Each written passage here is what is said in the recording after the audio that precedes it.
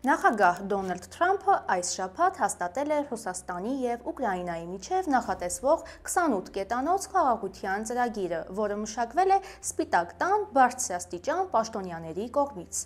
Մասնակցել են ռուս դիվանագետ Կիրիլ Դմիտրիևը և ուկրաինացի այլ ներկայացուցիչներ, գրում է NBC News-ը։ Ռազմական և ռազմավարական հարցեր քննարկելու նպատակով Միացյալ Նահանգների բանակի նախարարը և զինված ուժերի շտաբի պետը այցելել են Կիև։ Նրանց այցը համընկել է Ռուսաստանի կողմից իրականացված ծանր գիշերային, հրթիռային ու անօդաչու հարձակումների հետ, որոնք ըստ ուկրաինական ոստիկանության 25 զոհ են տվել։ Ռուսաստանի նախագահի խոսնակ Դմիտրի Պեսկովը հայտարարել է, որ Մոսկվան տեղեկություն չունի Դրիսկոլի այցի հնարավոր որոշումների մասին և նրա հետ հանդիպում չի նախատեսվում, հիշեցնելով, որ նմանատիպ իրավիճակ էր նաև օգոստոսին Ալյասկայի բանակցություններից հետո, երբ իրավիճակը անփոփոխ մնաց։ Իսկ այժմ թե ինչ է սպասվում մեզ հաղորդման ընթացքում։ Այսօր խոսելու ենք Թրամփի և Մամդանի հանդիպման և նյույորքցիների ապագայի մասին սպասվող քննարկումների մասին։ Դեմոկրատների ու հանրապետականների պայքարում թվերը զգալիորեն փոխվում են, սպասվող արդյունքների մասին քիչ անց։ 50-ամյա տղամարդը հրկիզել է մի աղջկա, դեպքի մանրամասներին և պատճառներին կծանոթանանք հաղորդման ընթացքում։ Լոս Անջելեսը խոշոր սկանդալի շեմին է։ Դատախազը բացել է այնպիսի հետաքննություն, որը կարող է գլխի վայր շրջել շատ չբացահայտված գործեր։ Թրամփի սակագնային քաղաքականությունը կտրուկ փոփոխել է ԱՄՆ-ի առևտրային դեֆիցիտը։ Նոր թվերը խոսում են գնաճի հնարավոր վտանգների մասին։ Այսօրվա եթերում նաև կխոսենք ԱՄՆ-ի հյուսիսային հսկա համարվող նահանգի մասին։ Կներկայացնենք մանրամասներ, որոնք վստահ եմ կհետաքրքրեն ձեզ, այնպես որ մնացեք մեզ հետ մինչև ավարտը, որպեսզի բաց չթողնեք կարևոր զարգացումները։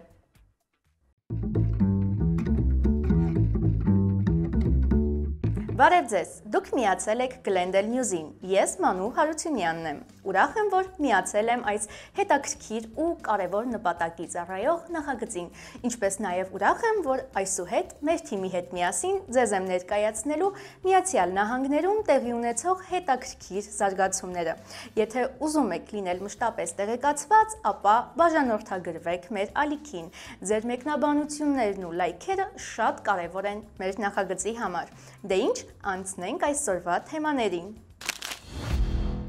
Դոնալդ Թրամփը և Նյու Յորքի նորընտիր քաղաքապետ Զոհրան Մամդանին այս ուրբաթ կհանդիպեն Օվալաձև աշխատասենյակում։ Հանդիպումը կազմակերպվել է Մամդանի նախաձեռնությամբ, իսկ Թրամփը հաստատել է դրա անցկացումը, Truth Social-ում նշելով, որ մանրամասները կհայտարարվեն շուտով։ Մամդանի խոսնակի խոսքով, ապագա քաղաքապետների համար սովորական է նախապես հանդիպել նախագահի հետ, քննարկելու հանրային անվտանգությունը, տնտեսական կայունությունը և մատչելիության քաղաքականությունը, որի օգտին քվեարկել է ավելի քան 1 միլիոն նյույորքցի։ Թրամփը վերջին օրերին ակնարկել է, որ ցանկանում է մեղմել լարվածությունը, հայտարարելով, որ ցանկանում է, որ Նյու Յորքում ամեն ինչ լավ լինի։ Սակայն Մամդանին իր քարոզարշավում եղել է նախագահի կոշտ քննադատը, խոստանալով նվազեցնել բնակարանի, սննդի և տրանսպորտի բարձր ծախսերը։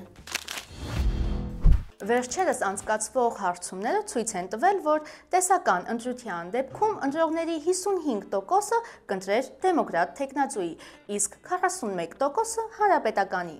Անցյալում կողմերի ուժերը հավասար էին, յուրաքանչյուրը 48%, բայց հիմա իրավիճակը փոխվել է և դեմոկրատները ավելի ուժեղ դիրքում են։ Թրամփի վարկանիշը նվազել է։ Հիմա նրա աջակցությունը կազմում է մոտ 39-ից 40%, իսկ անկախների մոտ ընդամենը 24%։ Սակայն նման պատկեր նախկինում էլ է եղել։ 2022 թվականին հարցումները նույնպես դեմոկրատների օգտին էին, բայց ի վերջո հանրապետականները գրավեցին ներկայացուցիչների պալատը։ Երկու կողմերն էլ իրենց մեկնաբանություններն ունեն։ Հանրապետականները պնդում են, որ մի հարցումը չի որոշում ընտրության ելքը, իսկ Դեմոկրատները ասում են, որ ընտրողները հիասթափված են հանրապետական կուսակցության աշխատանքից ու իրենց համար հիմա ամենակարևորը գների նվազումն է։ Մինչ 2026-ի ընտրությունները երկար ճանապարհ կա եւ արդյունքները կարող են փոխվել նոր հարցումների ու ընթացող դատական գործընթացների ֆոնին։ Չիկագոյում բազմիցս դատված 50-ամյա տղամարդը փորձել է գնացքու մի 26-ամյա ուղևորի այրել։ Ըստ դատախազների նա դիտմամբ շրջել է դյուրավառ հեղուկը անծանոթ կնոջ վրա եւ հրկիզել նրան։ Կնոջ վիճակը ծանր է, տղամարդուն մեղադրել են ահաբեկչության հոդվածով։ Դեպքի պահին վագոնում գտնվողներից ոչ մեկը չի փորձել կանգնեցնել հարձակվողին։ Նշվում է, որ մեղադրյալը նախկինում 13 անգամ դատապարտված է եղել տարբեր հանցագործությունների համար։ 2020 թվականին նա հրկիզել էր կառավարական շենքը, որտեղ պետք է ելույթ ունենար Իլինոյսի նահանգապետ Ջեյ Պրիցքերը, սակայն այդ գործով պատասխանատվության չի ենթարկվել, թեև գտնվում էր պայմանական ազատության մեջ։ Լոս Անջելեսի գլխավոր դատախազը սկսել է քրեական հետաքննություն, որովհետև կասկածներ կան, որ AB 218 օրենքով ներկայացված որոշ սեռական ոտնձգությունների հայտեր կարող են լինել կեղծ կամ կեղծ տվյալներով լրացված։ AB 218-ը թույլ է տալիս տարիներ անց ներկայացնել մանկության շրջանում տեղի ունեցած սեռական բռնության վերաբերյալ հայտարարությունները, եւ վերջին տարիներին դրա հիման վրա շատ գործեր են բացվել։ Հիմա իշխանությունները ստուգում են, արդյոք այդ մեծ քանակի հայտերի մեջ կան ֆինանսական շահով, փաստաթղթերի խեղաթյուրումով կամ սուտ հայտարարություններով սարքված գործեր։ Այս հետաքննությունը կարող է ազդեցություն ունենալ մեծ թվով այլ գործերի ու փոխհատուցումների վրա, իսկ կեղծ հայտ ներկայացնելը կարող է վերածվել քրեական մեղադրանքի։ Ինչպես գիտենք, ԱՄՆ-ի օդանավակայաններում անվտանգության ստուգում անցնելիս բոլոր ուղևորները պետք է ներկայացնեն Real ID կամ գործող անձնագիր։ Եթե մարդը չունի այդ փաստաթղթերից որևէ մեկը, ապա ԱՄՆ-ի տրանսպորտային անվտանգության վարչությունը, նույն ինքը TSA-ը գործարկում է նոր տարբերակ՝ վճարել $18 եւ ստանալ կենսաչափական կիոսկներով անձը հաստատելու հնարավորություն։ Վճարը կգործի 10 օր եւ չի վերադարձվի։ TSA-ը ասում է, որ վճարը անհրաժեշտ է նոր տեխնոլոգիաների ծախսերը հոգալու համար, սակայն հայտնի չէ, թե երբ կսկսի համակարգի աշխատանքը, քանի որ այժմ միայն մեկնարկել է հասարակական քննարկումների փուլը։ Միևնույն ժամանակ TSA-ը զգուշացնում է, որ կենսաչափական ստուգումը երաշխիք չի տալիս, որ ուղևորին կթույլատրեն ճանապարհորդել անվտանգության ստուգումից հետո։ Ովքեր չունեն հիմնական ID, կարող են անցնել լրացուցիչ ստուգումներ եւ բախվել ուշացումների։ Գործակալությունը վստահ է, որ նոր մեթոդը կնվազեցնի հերթերը եւ ստուգումներն ավելի արագ կդարձնի։ Այժմ եկեք տեղափոխվենք մեր Facebook-յան էջ, որտեղ ամեն օր կարող եք գտնել նոր հրապարակումներ եւ մշտապես թարմացվող տեղեկություններ։ Կյանքի թանկացման պատճառով մեծ թվով նյույորքցիներ անգամ Thanksgiving-ի նախօրեին չեն կարողանում լիարժեք սեղան պատրաստել։ Robinhood հիմնադրամի ուսումնասիրությունը ցույց է տվել, որ 2.6 միլիոն բնակիչ ֆինանսապես դժվարանում է տոնի նախապատրաստական աշխատանքներում։ Նշեմ նաև, որ քաղաքի բնակիչների մեծ մասը կտրուկ կրճատում է ծախսերը, նույնիսկ էլեկտրականության նման հիմնական ծառայությունների վրա։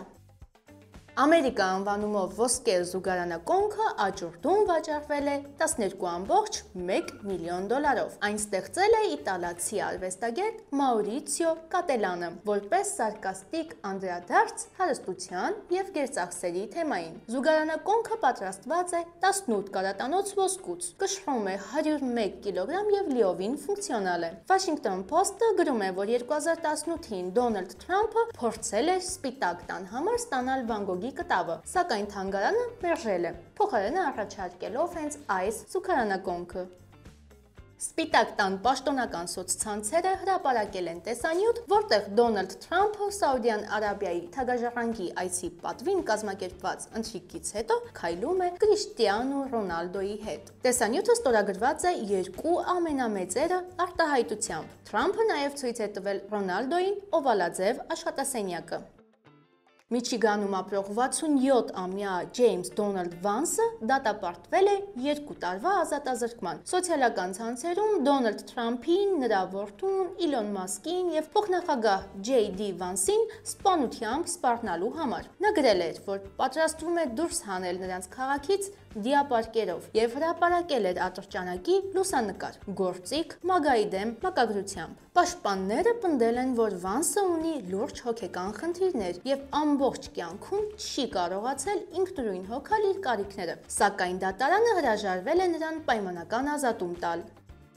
Ցանկանում եմ հիշեցնել, որ մենք ամեն օր ձեզ համար պատրաստում ենք կարևոր եւ վստահելի տեղեկատվություն, պարզ ու հետաքրքիր ձևով ներկայացնելով մեր Facebook-ում եւ Instagram-ում, այնպես որ կարող եք հետևել մեր սոցցանցերի թարմացումներին։ ԱՄՆ-ի առևտրային դեֆիցիտը նվազել է մոտ 24%-ով, հասնելով 59.6 միլիարդ դոլարի։ Նվազման հիմնական պատճառը Թրամփի սահմանած գլոբալ սակագներն են, որոնք զգալիորեն կրճատել են ներմուծման ծավալները։ Արտահանումը գրանցել է միայն 0.1% աճ։ Թրամփը տարիներ շարունակ պնդում էր, որ բարձր դեֆիցիտները վկայում են անարդար առևտրային պայմանների մասին եւ այդ հիմքով կիրառել է սակագներ, ներառյալ պողպատի, պղնձի եւ ավտոմեքենաների վրա։ Տնտեսագետները նշում են, որ ներմուծման նվազումը տեխնիկապես բարձրացնում է համախառն ներքին արտադրանքը, քանի որ տնտեսությունում մեծանում է տեղական արտադրանքի բաժինը։ Այնուամենայնիվ 2025-ի հունվարից մինչև օգոստոս կուտակված 713.6 միլիարդ դոլար դեֆիցիտը շարունակում է մնալ ավելի բարձր, քան անցյալ տարի էր։ 2024-ին այդ թիվը 571.1 միլիարդ էր։ Վերլուծաբանները ընդգծում են, որ բարձր սակագները նպաստում են շարունակվող գնաճին, քանի որ դրանց ծախսերը ի վերջո կրում են ներմուծողներն ու սպառողները։ Դաշնային վերաքննիչ դատարանը ժամանակավորապես կասեցրել է Կալիֆոռնիայի այն օրենքը, որը 2025 թվականից խոշոր ընկերություններից պահանջելու էր բացահայտել կլիմայի փոփոխությամբ պայմանավորված ֆինանսական ռիսկերը։ Սակայն դատարանը թույլ է տվել ուժի մեջ թողնել երկրորդ օրենքը, որը պարտադրում է ընկերություններին հրապարակել իրենց ածխածնային արտանետումների ծավալները։ Հայցը ներկայացրել էր ԱՄՆ-ի առևտրի պալատը, պնդելով, որ այս պահանջները խախտում են սահմանադրության առաջին փոփոխությունը, քանի որ ստիպում են ընկերություններին հրապարակել տեղեկություն, որը նրանք չեն ցանկանում հայտնել։ Կալիֆոռնիան հակադարձում է, որ օրենքները լիովին սահմանադրական են եւ ուղղված են հանրային թափանցիկությանը։ Կասեցված օրենքը վերաբերում էր տարեկան 500 միլիոն դոլարից բարձր եկամուտ ունեցող ընկերություններին, իսկ ուժի մեջ մնացածը վերաբերում է այն կորպորացիաներին, որոնց շրջանառությունը անցնում է 1 միլիարդ դոլարը։ Paramount-ը, որը վերջերս ավարտեց իր 8 միլիարդ դոլարանոց միավորումը Skydance Media-ի հետ, հայտարարել է, որ Հոլիվուդի իր ստուդիաներում կրճատում է ևս 197 աշխատակցի։ Սա ընկերության ավելի լայն մասշտաբով կրճատումների մի մասն է, որոնք իրականացվում են ոչ միայն Կալիֆոռնիայում, այլ նաև արտասահմանյան ստորաբաժանումներում։ Օգոստոսի 9-ին միավորման պաշտոնական ավարտից հետո ընկերությունը արդեն կրճատել էր մոտ 300 աշխատակից։ Իսկ հոկտեմբերին Paramount Skydance Corporation-ը հայտնել էր, որ բիզնեսի օպտիմալացման շրջանակում կրճատվելու է շուրջ 2000 աշխատատեղ, ինչը կազմում է ընկերության ընդհանուր աշխատուժի մոտ 10%-ը։ Ներկայիս 197 կրճատումները հենց այդ ծրագրի մի մասն են։ Գլխավոր գործադիր տնօրեն Դեյվիդ Էլիսոնը նշել է, որ Չիլիում եւ Արգենտինայում արդեն կրճատվել է շուրջ 1600 աշխատակից։ Ընկերությունը նախատեսում է առաջիկայում խնայել 3 միլիարդ դոլար եւ աշխատուժը նվազեցնել 15%-ով։ Ֆլորիդայում գտնվող շքեղ Դիզնիի հյուրանոցում այս ամսվա ընթացքում արդեն 5-րդ հյուրն է մահացել։ Մահացածի անձը չի հրապարակվում։ Դատաբժիշկը հայտնել է, որ մարմինը փոխանցվել է անձնական բժշկին եւ որևէ քննություն այժմ չի նախատեսվում։ Դեպքը դարձել է Disney World-ի տարածքում տեղի ունեցող անսպասելի մահերի տագնապալի շարքի շարունակությունը։ Վերջին մահվան Սարատոգա Սպրինգսում տեղի ունեցած միջադեպի մանրամասները դեռևս չեն բացահայտվում։ Դիզնին եւ տեղական ոստիկանությունը հրաժարվել են մեկնաբանություններից։ Այս հանգստավայրը, որը շրջապատված է խնամված գոլֆի դաշտերով, հյուրերին տրամադրում է ստուդիա սենյակներ եւ բազմասենյականոց վիլաներ, հյուրասենյակներով, ճաշասենյակներով, լվացքի սենյակով եւ ամբողջությամբ հագեցված խոհանոցով։ Որոշ սենյակների գինը հասնում է մինչև $2300 մեկ գիշերվա համար։ Միչիգանում գործող Orduna Plumbing ընկերության լատինաամերիկացի ղեկավարներ Մոյսես եւ Ռաքել Orduna Rios զույգը մեղադրվում է ավելի քան 250 անօրինական միգրանտների աշխատեցնելու մեջ։ Ընկերությունն աշխատել է Նյու Յորքում, Միչիգանում, Հյուսիսային Կարոլինայում եւ Օհայոյում, մատուցելով սանտեխնիկական ծառայություններ։ Քննչական տվյալներով նրանց 253 աշխատակիցներից միայն 6-ն էին ԱՄՆ-ում գտնվել օրինական հիմքով։ Զույգը վերցրել է անօրինական աշխատողների անձնագրերը եւ տեղավորել նրանց վարձակալված տներում ու հյուրանոցներում։ Նրանց ընտանիքի անդամները գտնվում են նաեւ փողերի լվացման կասկածի տակ։ ԱՄՆ-ում սպասարկման ոլորտում մեծ պահանջարկը հաճախ հանգեցնում է անօրինական աշխատուժի զանգվածային օգտագործման։ Աշխատուժի պակասը լրացնելու նպատակով ապրիլին Դոնալդ Թրամփը նույնիսկ քննարկել է նման աշխատողներին մասնակի օրինական կարգավիճակ տալու հարցը։ Կալիֆոռնիայի Սան Դիեգոյի համալսարանի լրացուցիչ մաթեմատիկայի կուրսի ուսանողների շուրջ 1/4 մասը չի կարողացել լուծել երկրորդ դասարանի պարզ հավասարումը 7+2 հավասար է x+6։ Ծրագիրը գործում է 2016-ից եւ վերջին տարիներին դրա մասնակիցների թիվը աճել է 32-ից մինչև 1094։